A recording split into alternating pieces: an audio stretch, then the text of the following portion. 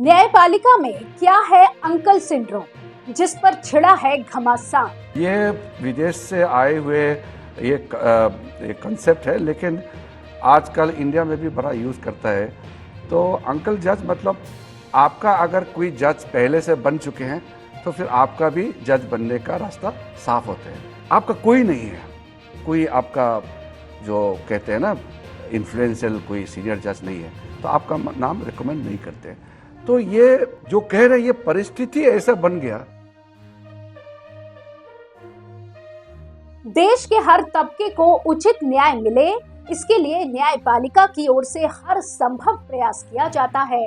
हितों के टकराव का हवाला देते हुए हाई कोर्ट के जजों का तबादला किया जाता है, और तो और कुछ जज खुद से ही आगे आकर अपने ट्रांसफर की मांग कर रहे हैं, दूसरे राज्य में पोस्टिंग करवा रहे हैं, जो ये साबित करता है कि लोगों को न्याय दिलाने वाली हमारी न्यायपालिका का आधार बहुत मजबूत है। इन सब के बावजूद हमेशा से ही अदालतों में न्यायाधीशों और दूसरे प्रमुख पदों पर नियुक्तियों को लेकर विवाद की खबरें आती रहती हैं।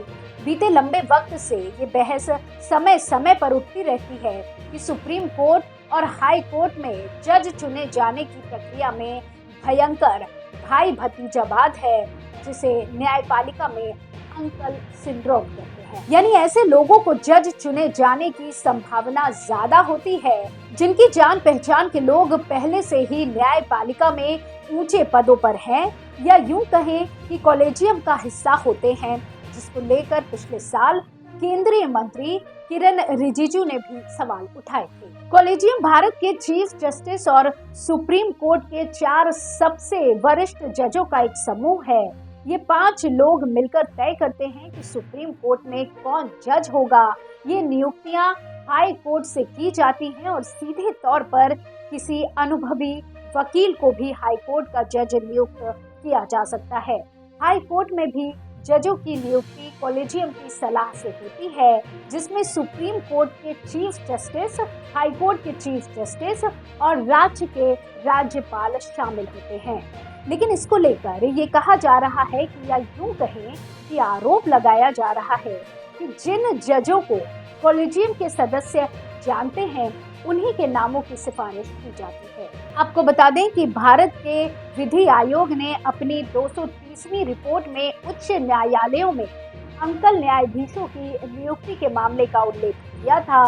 इसमें कहा गया था कि जिन न्यायाधीशों के परिचय उच्च न्यायालय में प्रैक्टिस कर रहे हैं उन्हें उस उच्च न्यायालय में नियुक्त नहीं किया जाना चाहिए। जजों की नियुक्ति के साथ साथ ट्रांसफर में भी इस बात का पूरी तरह से ध्यान रखना चाहिए।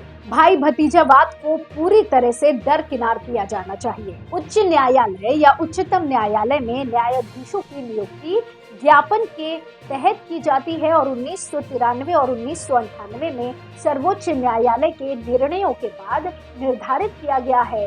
इसके तहत उच्च न्यायालयों में न्यायाधीशों की नियुक्ति के लिए प्रस्ताव शुरू करने की जिम्मेदारी है। न्यायालय, सर्वोच्च न्यायालय और उच्च न्यायालयों में नियुक्तियों का अधिकार उच्चतम न्यायालय के मुख्य न्यायाधीश के पास है। संविधान के अनुच्छेद 217 के तहत एक व्यक्ति जो किसी उच्च न्यायालय में या 2 से अधिक न्यायालयों में लगातार 10 साल तक वकील रहा हो, वो भी उच्च न्यायालय के न्यायाधीश के रूप में नियुक्ति के लिए विचार किए जाने के योग्य है। इस प्रकार संवैधानिक प्रावधान के तहत मुख्य न्यायाधीश बार के न्यायाधीशों को उच्च न्यायालय के न्यायाधीश के रूप में नियुक्त करने की सिफारिश कर सकते हैं। इस तरह के और अपडेट के लिए कृपया अपने एयर न्यूज चैनल को सब्सक्राइब करें, और जब भी कोई नया वीडियो अपलोड हो तो तत्काल सूचना के लिए बेल आइकन पर क्लिक करें।